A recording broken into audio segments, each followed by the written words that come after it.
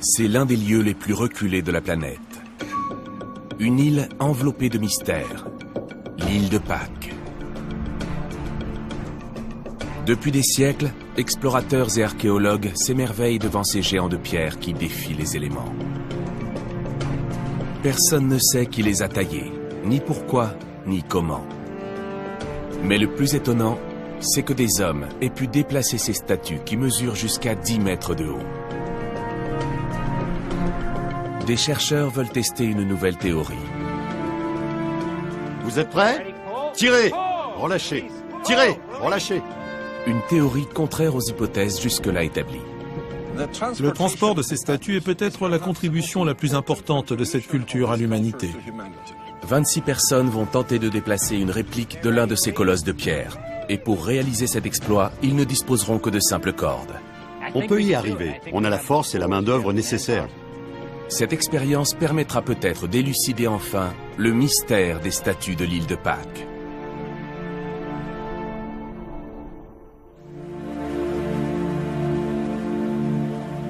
Au milieu de l'océan Pacifique, à des milliers de kilomètres de l'Amérique du Sud, une île minuscule se détache sur l'horizon. L'origine de ces premiers peuplements demeure mystérieuse, mais on pense qu'ils étaient d'origine polynésienne. C'est l'île de Pâques, également connue sous le nom de Rapa Nui. Ce qui s'est produit sur cette île intrigue les archéologues depuis des siècles. Ils savent que les premiers habitants ont sculpté près de 1000 statues de pierre appelées moai pour incarner l'esprit de leurs ancêtres.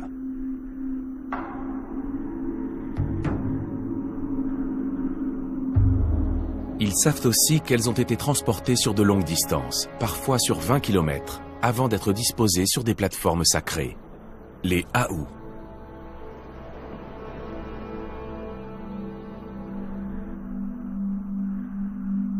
Mais ils ignorent comment ces statues ont été déplacées.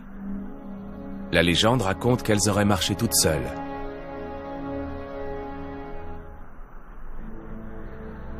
Tailler de tels colosses avec de simples outils en pierre et les déplacer avant l'invention de la roue semble aujourd'hui inconcevable.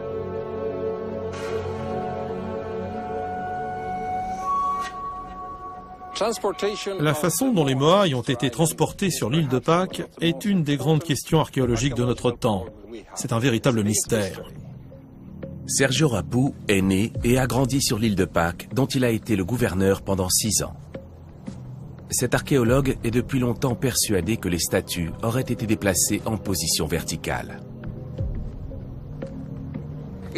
C'est à nous d'étayer cette hypothèse et de trouver des traces sur les statues qui expliqueraient qu'elles ont été transportées verticalement. Les archéologues Terry Hunt et Carl Lippo partagent la théorie de Sergio Rapu. Ils espèrent que la réponse à leurs questions se trouve dans cette caisse. La voilà. Elle est grosse. Oh là là. Ça fait peur. La statue doit être énorme. Je ne suis pas sûr d'être rassuré en la voyant. La caisse est grosse et on n'est pas très nombreux pour la porter. Bon sang. C'est pas vrai. C'est dingue. Une réplique parfaite. Tu sais quoi, j'en ai déjà mal au ventre. Cette réplique d'une statue moai est la pièce maîtresse d'une expérience que les deux archéologues vont réaliser à Hawaï. Pendant 2 jours, avec l'aide d'un petit groupe de volontaires, ils vont tenter de la déplacer à la verticale. Les habitants de l'île ont toujours dit que les statues avaient marché. Pour eux, c'était la seule réponse possible. Mais pour les étrangers qui posaient la question, c'était totalement improbable. On essaie de voir si on est capable d'expliquer comment les statues ont été transportées et pourquoi les recherches en sont là. Ça ne va pas être facile. On peut très bien échouer, c'est la première fois qu'on fait ça. Ceux qui les ont créés avaient toute la vie devant eux et beaucoup de main-d'œuvre. Carl Lippo et Terry Hunt n'ont que 2 jours pour réussir et 26 volontaires pour les aider. On pense que les premiers Polynésiens installés sur l'île seraient à l'origine de ces statues. Les sculptures en pierre et en bois sont fréquentes dans toute la Polynésie, mais jamais en si grand nombre, ni dans de pareilles dimensions. D'après la tradition orale, les Moai incarneraient l'esprit des ancêtres.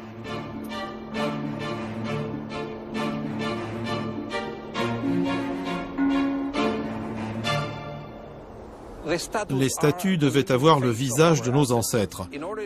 Pour qu'elles aient l'air vivantes, il a fallu leur ajouter des yeux. Certaines sont coiffées d'un petit chapeau rouge en pierre, appelé pukao.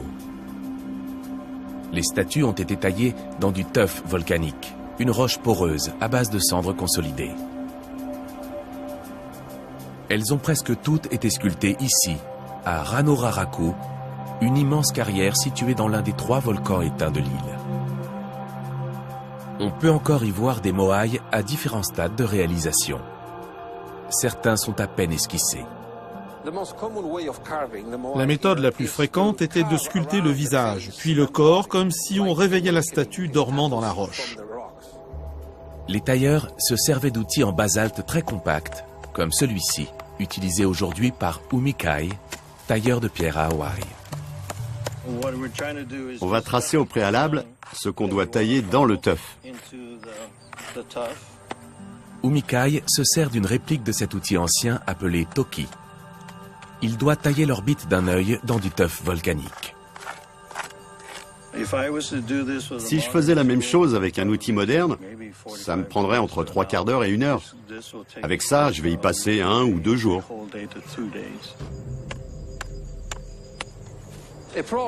Il fallait sûrement 1 an à une équipe de 12 personnes pour faire un moai de cette taille. Une fois la statue terminée, le dos était encore fixé à la paroi rocheuse par une quille. La quille était ensuite supprimée et on ajoutait des pierres sous la statue pour qu'elle ne frotte pas contre la roche. Puis les hommes faisaient glisser la statue jusqu'au pied de la colline et terminaient le dos là-bas. Le moai était alors prêt à être transporté jusqu'au Aou, considéré comme un site religieux sacré. Plusieurs théories avancent que ces géants de pierre auraient été transportés sur des rondins. Dans un documentaire réalisé en l'an 2000, on voit un groupe d'archéologues tenter de déplacer une statue à l'aide d'un traîneau coulissant sur des rails en bois. Les premiers Polynésiens utilisaient déjà cette technique pour sortir leurs pirogues de l'eau. L'expérience s'est avérée concluante et la communauté scientifique a largement accepté cette hypothèse. Mais quelques chercheurs restent dubitatifs. Le problème de cette théorie, c'est qu'elle n'apporte aucune explication concernant les statues qu'on trouve sur les routes. Terry Hunt et Carl Lippo ont suivi cette piste inexpliquée et découvert de nouveaux indices qui les font pencher vers une toute autre version de l'histoire. Ils se sont servis de données établies par un confrère scientifique et d'une série d'images satellites pour analyser 30 km de route aujourd'hui enfouies. Il y a plusieurs routes qui prennent leur source dans la carrière de Raraku et longent la côte sud, puis vont vers le nord ou traversent l'île par le centre. Ces routes ont servi à acheminer les statues aux 4 coins de l'île. Ils pensent que le réseau était encore plus étendu à l'origine. Mais ces routes ont été peu à peu abandonnées et sont parfois difficiles à voir à l'œil nu. Un drone équipé d'une caméra devrait leur fournir des informations plus précises. 3, 2, 1, partez!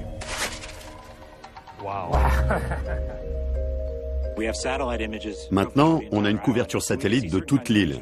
Ça nous permet d'obtenir un degré de détail incroyable. Le drone va peut-être repérer de nouvelles routes. Il suffira ensuite de prouver leur existence sur le terrain.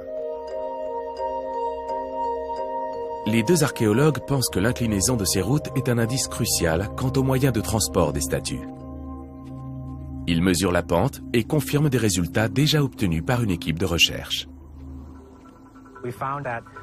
On a découvert que la pente de ces routes était au maximum de 3% en montée et de 6% en descente. L'île est vallonnée et les premiers Pasquans avaient compris que pour transporter les statues, ils devaient niveler les routes afin d'obtenir une pente régulière plus douce. Les statues tombaient parfois sur le parcours. Terry Hunt et Carl Lippo en ont étudié une cinquantaine pour tenter d'établir un schéma récurrent. On a remarqué que les statues qui montaient la côte en partant de la carrière tombaient souvent sur le dos. Et celles qui étaient en descente tombaient tête la première. Sur terrain plat, c'était 50-50. Ça nous a permis de définir une norme. On a ensuite fait des statistiques qui nous ont très nettement indiqué que les statues étaient transportées debout. Il n'y avait aucune autre explication. Cette hypothèse est cohérente avec la tradition orale. Le dialecte Rapa Nui a même un mot qui signifie « marcher sans jambes », « neke neke ».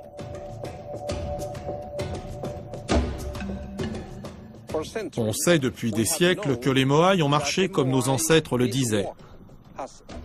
Mais comment une telle chose est possible? C'est ce que les archéologues essaient de savoir.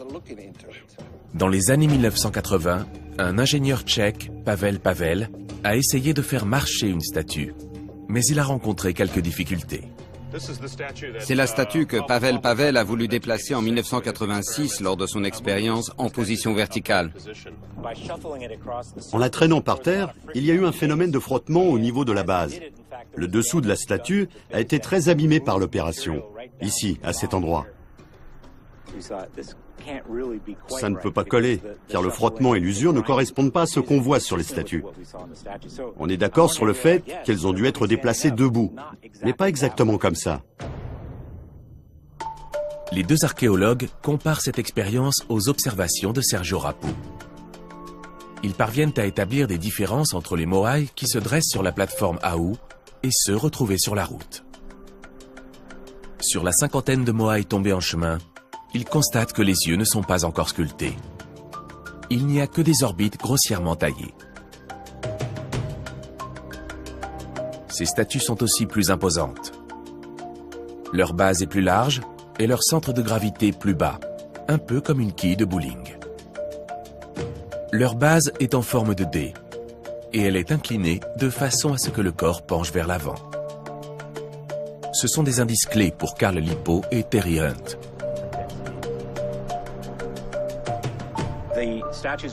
Elles basculaient sur l'avant de la base. Pour ce faire, la base avait une forme caractéristique, surtout si la statue était grosse. Les Moaïs arrivés à destination sont différents. Ils ont des yeux, ils sont moins larges, et leur centre de gravité est plus haut et plus en arrière.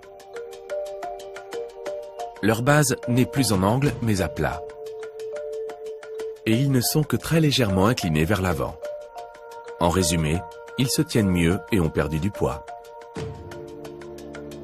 Ces différences expliquent les difficultés qu'a rencontré l'ingénieur tchèque. Pavel s'est servi d'une statue qui avait été retaillée pour tenir sur la plateforme. Elle avait des yeux. Elle avait été redressée et elle était plus fine. En fait, la réponse se trouve sur les statues. Elles étaient conçues pour être déplacées. Et leur forme nous permet de savoir comment. Le seul moyen de prouver que les statues ont marché est de tester cette théorie. Et pour ça, les archéologues ont besoin de la réplique la plus parfaite possible. Ils étudient des milliers de clichés de deux Moaïs, l'un tombé sur le dos et l'autre sur le ventre. Ils importent ces clichés dans un logiciel de graphisme en 3D. Max Beach est dessinateur industriel. Il transforme les mesures en données informatiques qui servent ensuite à fabriquer un moule. Le premier modèle est un colosse de 5,50 m de haut et de 17 tonnes. Pour des raisons de sécurité et de coût, la réplique doit être plus petite. Elle mesurera 3 mètres et pèsera 5 tonnes, soit les dimensions moyennes des Moaïs sur l'île. Terry Hunt et Carl Lippo baptisent leur réplique Otuiti, en hommage au premier constructeur de Moaïs de l'île de Pâques. Max Beach crée également une animation pour leur montrer comment Otuiti peut bouger. car les Moais vont commencer avec un modèle réduit pour faire des essais sur une table et voir comment il se déplaçait. On savait que fabriquer une réplique ne serait pas facile, donc on a d'abord monté une maquette en bois d'1,50 m pour en comprendre la dynamique avant de construire une version plus grande. Cette maquette ne ressemble pas du tout à une statue Moai, mais les mêmes principes physiques s'appliquent. Son centre de gravité est le même et la base est arrondie et inclinée. Elle présente assez de points communs pour nous donner une idée, quand on la déplace, de ce qui pourrait se passer avec un modèle plus grand. Essaie de la soulever un peu pour qu'elle bascule. Il faut la tirer un peu sur le côté tout en la faisant pivoter. Pour ramener le centre de gravité par là. Il faut faire preuve de coordination. Ouais, Ça y est, c'est pas mal. oui, super. Les deux hommes doivent également savoir à quel endroit attacher les cordes pour que leur expérience soit concluante.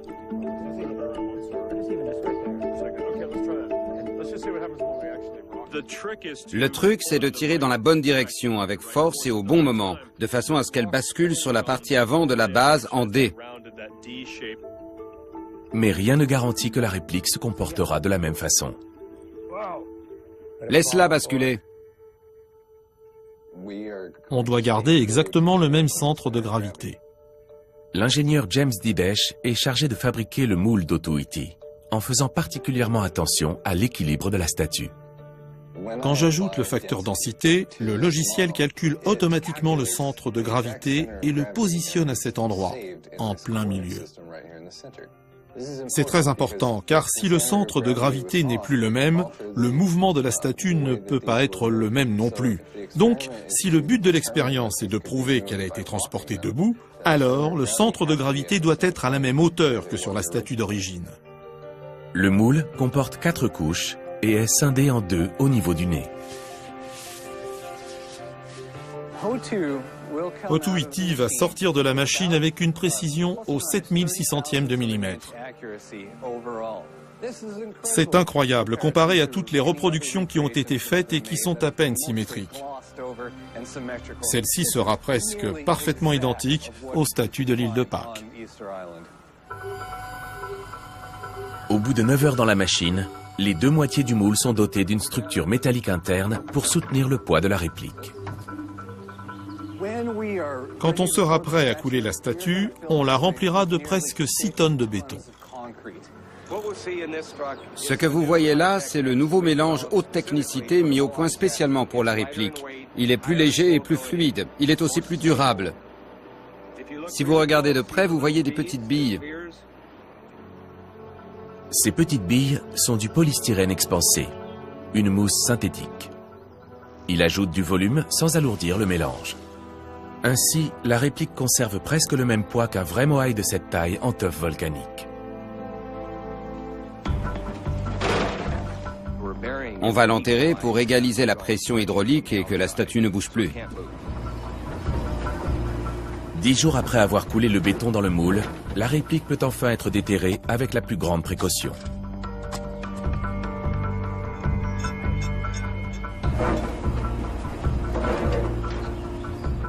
J'essaie de ne pas me tromper pour que la statue se comporte comme les premiers habitants de Pâques le voulaient. C'est notre mission.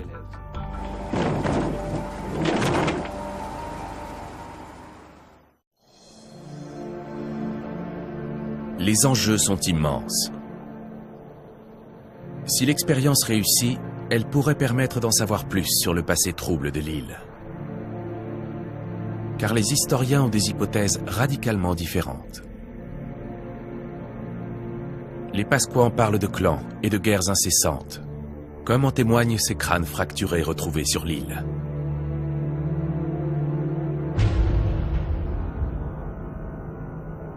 Mais l'origine de ces guerres reste à définir. La légende raconte que plusieurs clans étaient en compétition pour construire la plus grande des statues Moai. Et comme ils avaient besoin de rondins pour les transporter, ils auraient décimé les forêts luxuriantes de l'île. Plus les ressources s'amenuisaient, et plus les rivalités grandissaient. Certains parlent d'un cas d'écocide, lorsqu'un peuple surexploite ses ressources naturelles jusqu'à les anéantir.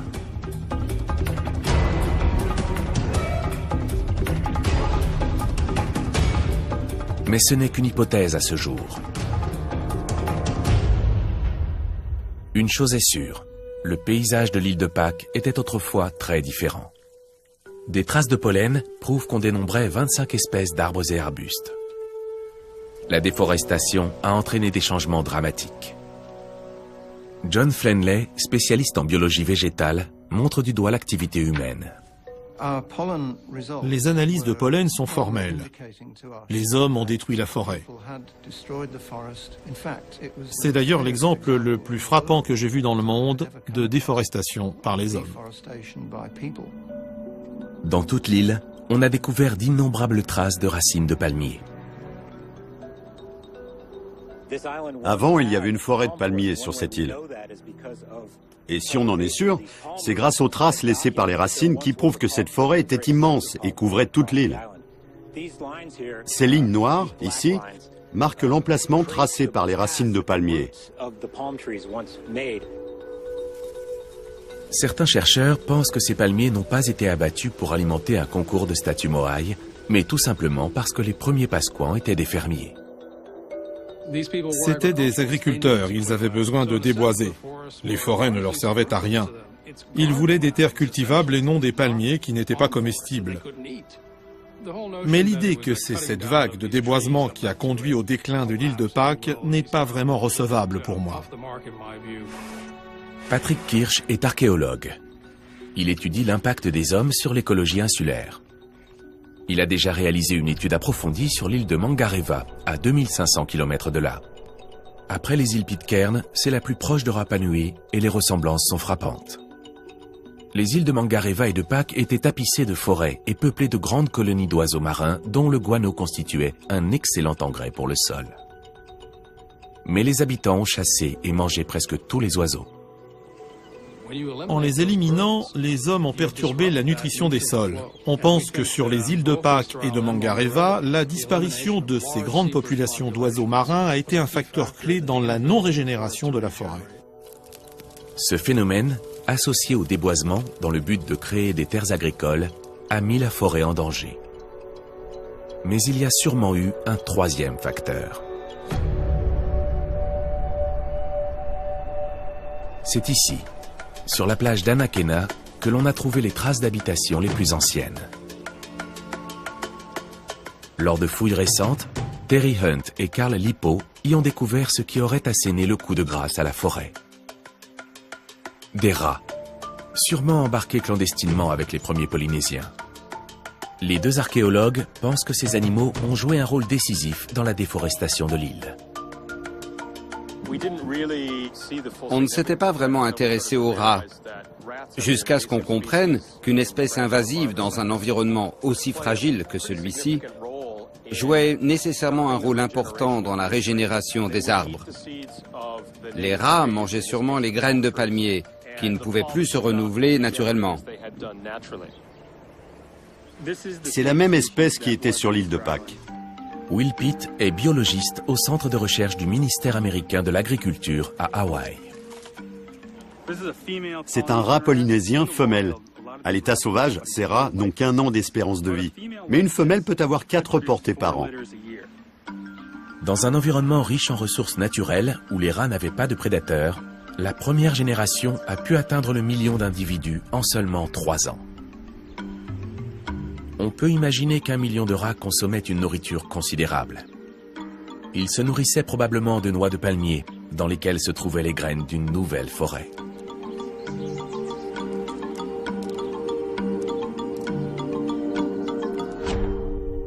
Des restes de noix découverts sur l'île présentent des marques de dents qui corroborent cette hypothèse. Le rôle que ces petits rats polynésiens ont dû jouer dans la déforestation est très intéressant et sujet à controverse. C'est une force perturbatrice d'un point de vue écologique. Mais à mon avis, ce n'était pas la seule. Les rats ont été introduits sur la majorité des îles du Pacifique et elles n'ont pas toutes perdu leurs arbres. C'est donc l'association de plusieurs facteurs, dont les rats, qui a conduit à la déforestation. Et parmi ces facteurs, Les hommes ont aussi leur part de responsabilité. L'utilisation de troncs d'arbres pour le transport des statues Moai a peut-être aggravé une situation déjà dramatique.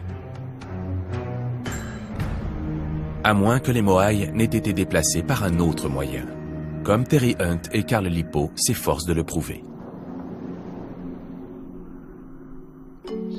Sur l'île d'Hawaï, les volontaires participant à l'expérience se préparent à recevoir leur première leçon. On va commencer par un tir à la corde. On va vous diviser en 2 groupes de force égale. L'objectif est d'apprendre à travailler ensemble en exploitant la force de l'autre. Vous devez coopérer. On veut que vous soyez dans une situation où c'est très dur de gagner. À 3. 1, 2, 3. Bien répartir les équipes est essentiel pour équilibrer la statue lors de l'expérience. Vous êtes un peu trop fort. Aucune ne doit être plus forte que l'autre. On y va! C'est bien, je crois que c'est équilibré. Les volontaires peuvent passer à l'épreuve suivante. Faire tenir debout une poutre en bois de 3 mètres de haut. Prêt? Nord. Sud. C'est à cette hauteur-là qu'on va fixer la corde à la statue. Ce qui semble facile avec une poutre ne le sera peut-être pas avec une statue de 5 tonnes. Excellente coordination.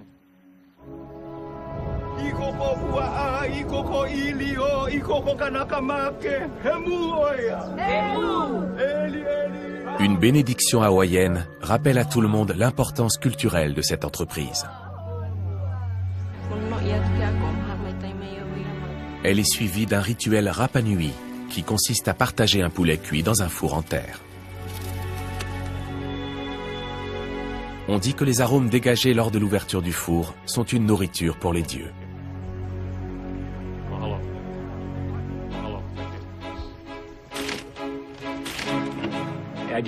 J'ai peur qu'elle ne soit pas assez taillée à la base. Elle est trop ronde. Pour manœuvrer Otuiti, le grutier lui passe la corde au cou. Regarde ces sangles. On va reculer un peu.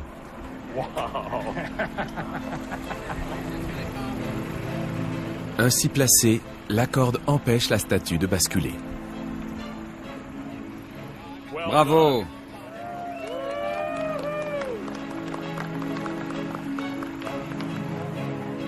L'heure est grave. On fait quoi si elle ne tient pas debout? Elle repose sur le sol? Non, elle peut tomber. Oh là là. Il faut qu'elle tienne debout. Je lâche tout pour voir? Oui. Oui, il faut essayer. Le pire serait qu'elle tombe. Il faut qu'elle tienne. Il faut qu'elle tienne absolument. Elle penche vers l'avant parce qu'elle est conçue comme ça. C'est pas vrai.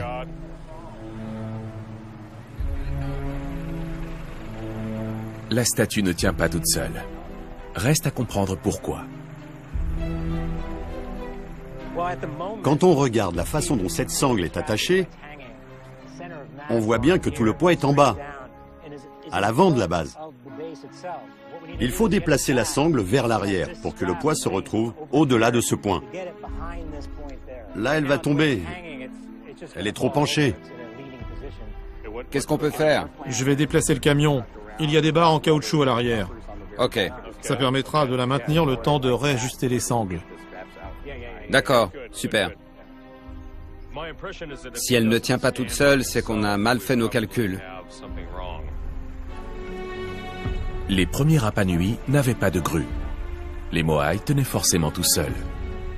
Les sangles sont déplacées, mais Otuiti est toujours bancal.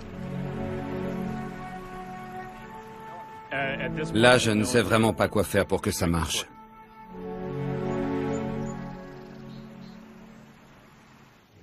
Si Terry Hunt et Carl Lipo ne trouvent pas une solution rapidement, ils auront du mal à prouver que leur théorie tient la route.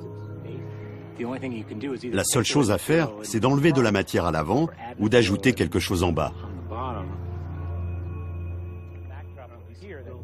C'est la bonne solution. Allez, tire! Allez-y. Ok, c'est bon. C'est tout ce qu'il fallait. Elle avait juste besoin d'un petit coup de main. On a posé une planche de bois devant la base et ce simple renfort a permis d'équilibrer la statue. Elle tient toute seule. Les sangles ne sont pas tendues.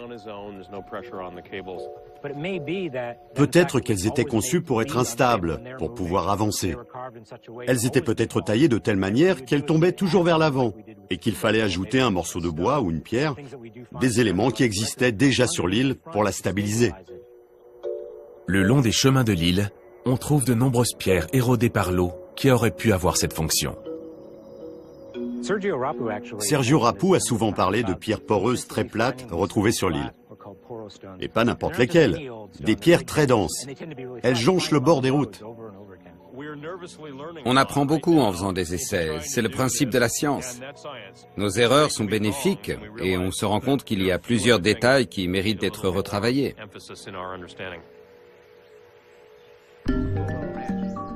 Toute l'équipe regarde une simulation vidéo pour comprendre comment la réplique est censée avancer. Regardez, on voit bien sa forme en D. La forme en D est essentielle. La statue penche d'abord sur le côté, puis tombe vers l'avant avec un effet de bascule. Avant de faire une première tentative, les volontaires doivent s'assurer qu'ils peuvent empêcher la statue de tomber. J'aimerais vérifier qu'en l'attachant tout en haut, on est capable de la retenir. Ok, il faut combien de personnes? 10, 5 de chaque côté. 5 de chaque côté. Donc il nous manque 6 personnes. Ceux qui sont devant, si vous sentez que vous n'allez pas pouvoir tenir quand le grutier va donner du mou, criez pour qu'il tire à nouveau. On enlève la planche. C'est bon. Le grutier va lâcher, et ça va être à vous de la retenir. Elle va basculer. Criez si c'est trop lourd. On y va. Vous sentez le poids? Oui, C'est trop lourd? j'ai tout lâché. Il a lâché. C'est vous qui tenez la statue. Maintenant, il va falloir la laisser tomber légèrement vers l'avant, ce qui devrait être possible avec seulement 2 équipes. C'était l'idée de départ, que les 2 équipes se positionnent derrière la statue, pour la faire basculer vers l'avant, tout en la faisant pivoter. Tout le monde est fin prêt. Les archéologues vont enfin savoir s'ils ont vu juste. On va commencer par l'équipe A. Tirez un peu plus pour voir si vous arrivez à la faire bouger. Ok, stop. Écartez-vous un peu plus pour que l'angle soit plus large. C'est plus dur ou c'est pareil? Plus facile? C'est plus facile comme ça? L'équipe A va tirer pour voir ce qui se passe. Tirez! Stop! Ça donne quoi? Pas trop fatigué? Ok. Les 2 équipes continuent de s'éloigner l'une de l'autre en tirant sur la statue et en la faisant pivoter simultanément. Mais il n'y a rien à faire. Il faut descendre un peu les cordes. D'accord. Ça ne fait pas levier. Ils n'ont pas l'air d'avoir du mal à la retenir. Si on l'accroche par le cou, on devrait pouvoir la tenir et l'incliner. Oui, il faut déplacer les cordes. La fin de la journée approche et force est de reconnaître que l'expérience est un échec.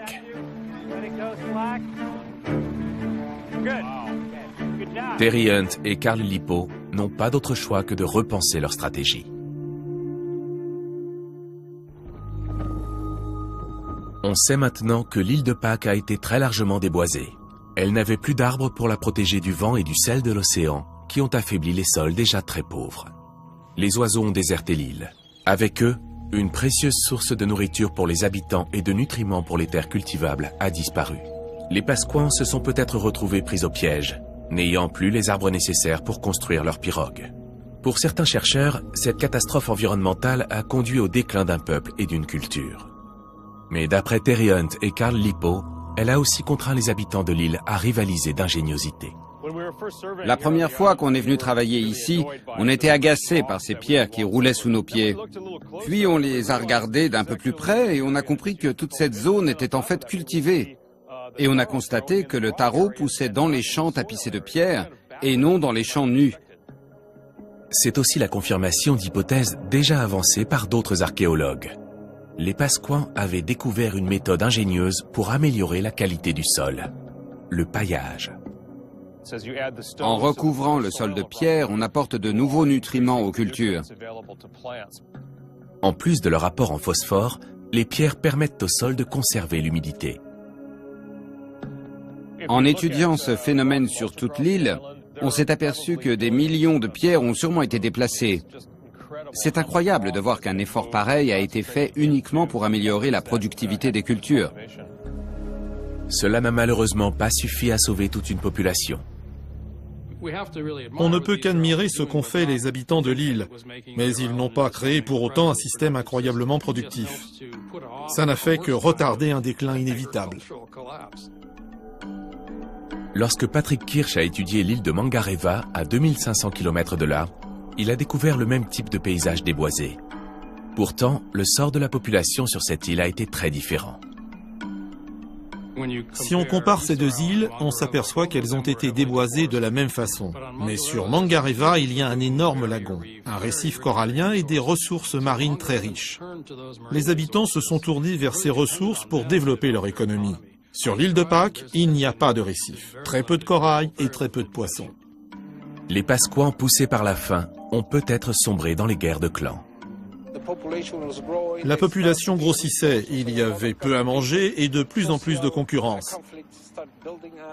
Des tensions ont commencé à apparaître entre les différents groupes. On sait qu'il y a eu beaucoup de guerres entre les clans. Pour nombre d'archéologues, ces morceaux d'obsidienne tranchants retrouvés partout sur l'île ne trompent pas. C'étaient des armes de guerre.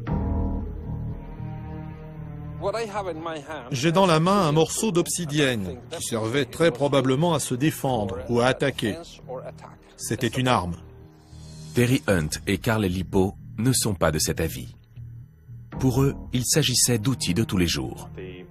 La tranche est très élimée, comme si elle avait taillé du bois, des matériaux durs ou scié de la matière végétale. Sauf que ces pierres ont été retrouvées près de crânes humains. La majorité des preuves que nous avons montrent qu'il s'agissait d'une arme. On en a trouvé près d'un crâne qui porte une marque identique à la forme de la pierre.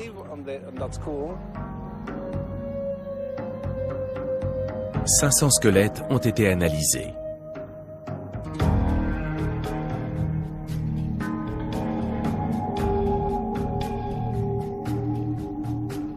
Plusieurs ossements portent des traces de blessures violentes qui semblent indiquer que l'île était le théâtre de nombreux conflits.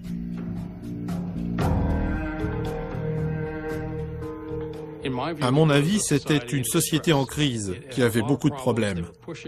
L'exploitation des terres était poussée au maximum et plusieurs indices nous prouvent que la guerre était endémique. Cette période tumultueuse commence longtemps avant ce matin de Pâques 1722, quand un navire hollandais accoste sur l'île.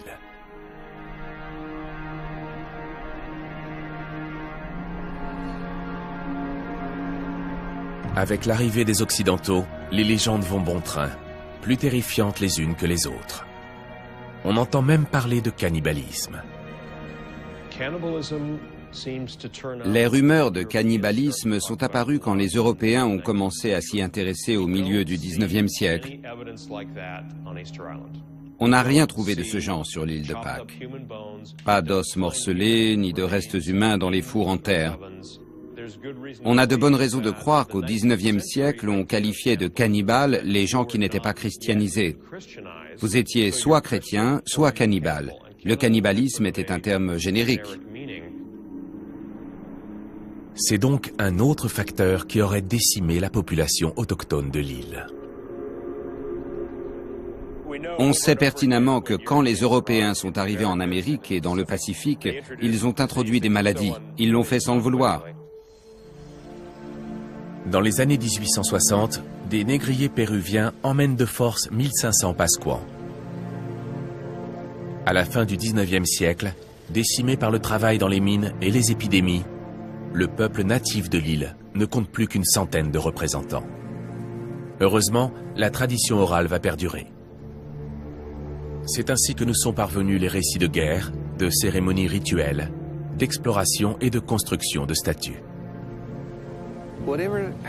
Nous protégeons tout ce qui reste de la tradition orale comme un trésor très précieux. Mon expérience d'archéologue m'a appris à quel point il était important d'écouter avec attention ces récits qui en disent long sur notre histoire. Et cette tradition orale raconte que les Moaïs ont marché, comme Terry Hunt et Carl Lipo tentent de le démontrer. 9 h du matin, le dernier jour de l'expérience. Ok, Les archéologues ont 8 heures avant que le soleil ne se couche pour faire marcher Oto-Iti. sois optimiste. Je me mets là? Ils décident de se fixer un objectif et délimitent une ligne d'arrivée à 50 mètres. On a fait une ligne à 50 mètres, 25 mètres et 10 mètres. Ce serait déjà super si on arrivait à la moitié. Il faudrait qu'on déplace le nœud ici. Ça permettra de tirer plus. Après une matinée passée à nouer, dénouer et renouer les cordes, l'équipe peut enfin faire la première tentative du jour. La grue reste là par sécurité. On va commencer par les 2 grosses cordes et les équipes au complet. Les cordes sont plus longues, donc vous aurez plus de place. Vous êtes prêts? Oui, Vous allez lâcher un peu pour qu'elle penche en avant. Pendant que vous allez tirer. On va voir si on réussit à la faire pivoter. À vos marques, prêts, tirez! Tirez! Ok, stop, stop! Ce système ne fonctionne pas. Il faut essayer autre chose. Écartez-vous, c'est bien. Ok, Tirez!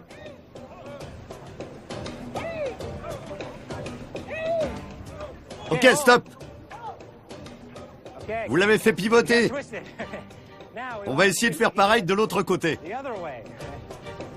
Mais l'équipe ne parvient pas à faire avancer la statue d'1 pouce. 1 heure passe et Oto-Iti refuse toujours de marcher. Stop! la statue se balance mais elle n'avance pas. Tout est parfaitement bien positionné. Il faut y croire. En cas de problème, la grue est là. C'est la voix de l'expérience qui parle. Allez-y. Il ne se décourage pas, mais Oto-Iti continue de faire du surplace.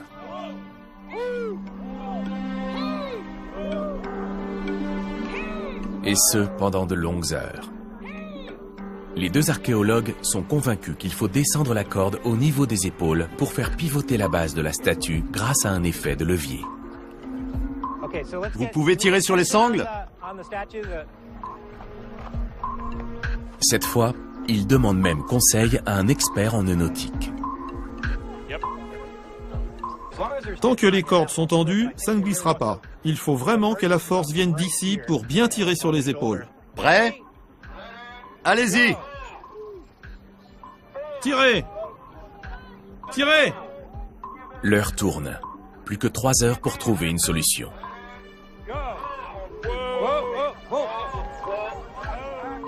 C'était -1. Les archéologues ne comprennent pas pourquoi 2 cordes ne suffisent pas, alors que leur méthode fonctionnait avec la maquette en bois.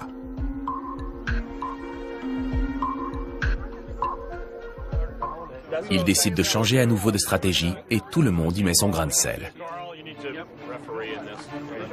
C'était beaucoup plus facile hier quand on était plus haut. Une là et une là, c'est ça? Ouais, c'est là que ça se joue. Il faut une corde au-dessus pour l'empêcher de tomber, 3 cordes comme un Y. Si on tire sur cette corde, ça va pas marcher. Donc il faudrait une corde tout en haut pour la retenir. Pour la retenir, oui. On a une 3e corde? Oui. Il ne se passe rien. On arrive à la bouger comme ça ou comme ça, mais pas à la faire avancer. Donc on a ajouté une 3e corde. Et ça devrait tout changer.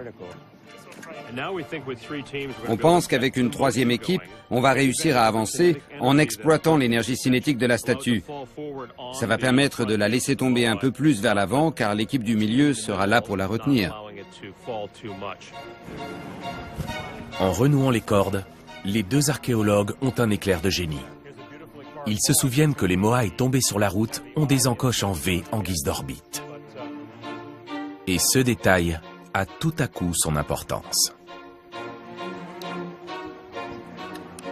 Les orbites en V et le creux au-dessus du nez permettent d'y nouer une corde. C'est l'endroit idéal pour créer un frottement, et c'est assez haut pour avoir un effet de levier. La touche finale était peut-être ajoutée après, parce que cette zone était abîmée par les cordes pendant le transport. On ajoutait donc les yeux seulement quand la statue était parvenue à destination. C'est une découverte intrigante qui sera affinée par les chercheurs une fois leur expérience terminée. On va tirer en alternance. Vous allez tirer et relâcher. Il est 16 heures. Il ne reste qu'une heure pour faire marcher Otuiti. Une équipe de 10 volontaires se positionne à l'arrière, en plus des 2 équipes sur les côtés. Tout le monde est prêt à tenter le tout pour le tout. Attention, on lâche les sangles. Ça va? Bien. Ok, prêt? Tirez.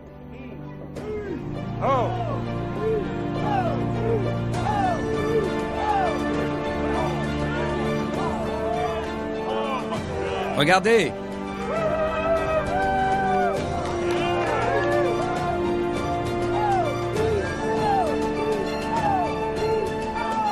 Elle marche!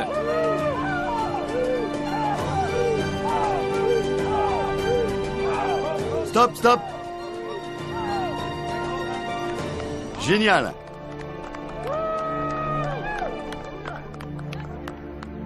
Elle a vraiment marché. La statue vient de faire quelques mètres. Elle semble bien lancée et on peut décrocher les sangles de sécurité. Cette fois, la grue ne va plus servir à rien et on va faire marcher la statue sans aucune aide.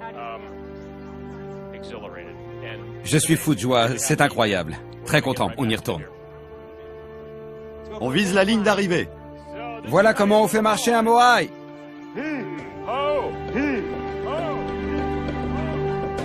Dès que les volontaires ont trouvé leur rythme, tout devient plus facile. Ils s'emportent même un peu vite sous le coup de l'enthousiasme.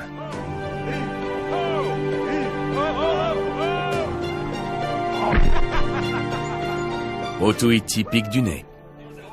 Mais les échecs sont souvent instructifs. La statue est tombée exactement de la même manière que les Moai retrouvés sur l'île. Tête la première et légèrement en travers du chemin. La plupart du temps, quand les statues tombaient, les hommes ne pouvaient pas les relever. On en a trouvé plusieurs sur la route. Les petites pouvaient être redressées, mais plus elles étaient grandes et plus les efforts étaient vains. Heureusement, Otuiti est remise debout, grâce à la technologie moderne. Comme le temps le permet, Terry Hunt et Carl Lippo révisent leur objectif de 50 mètres. On va viser 10 mètres. Quand on aura passé cette ligne d'arrivée, on saura qu'on peut faire la même chose sur n'importe quelle distance.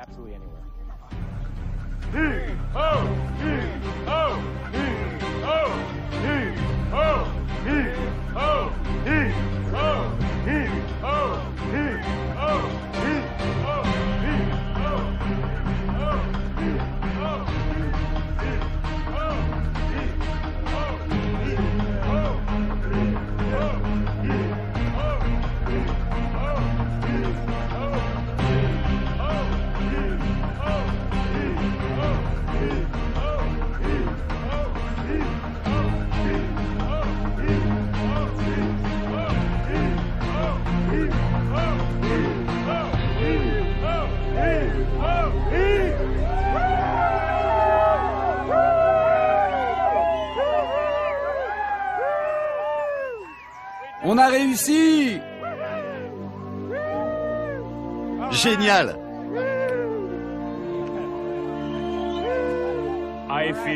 Je suis aux anges. C'est une vraie réussite. Cet après-midi, j'étais désespéré, mais le moral est remonté en flèche. Elle a marché exactement comme on le voulait. Il fallait juste réussir à démarrer la machine. Ce qui a surpris tout le monde, c'est qu'une fois lancé, il n'y avait plus d'effort à faire. On tirait sur la corde aussi, et on a bien senti que la première fois, c'était très dur. Mais dès que la statue s'est mise à avancer, on ne tirait même plus. C'est l'énergie de la statue qui faisait tout. On ne faisait que l'orienter. La technique avec une réplique de 3 mètres est la même qu'avec une statue de 10 mètres. L'important, c'est de multiplier en proportion l'énergie nécessaire. Plus tard, lors d'une autre expérience, les 2 archéologues réussiront à la faire avancer de 100 mètres en seulement 40 minutes. Ils lui feront même gravir une pente de 3 degrés. On ne saura peut-être jamais si c'est ainsi que les Moai ont été transportés sur l'île. Mais c'est une possibilité nouvelle. Peut-être un pas de plus vers la clé de l'énigme de l'île de Pâques. On est en train d'apporter la preuve que la tradition orale dit vrai. Les Moai ont vraiment marché. Le transport de ces statues est peut-être la contribution la plus importante de cette culture à l'humanité.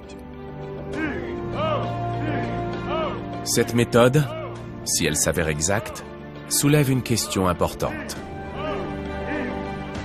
Celle de savoir si ces Moai, qui se dressent face au vent, sont là pour nous prévenir des dangers qui menacent notre monde, ou pour témoigner de la capacité des hommes à toujours innover, créer et survivre.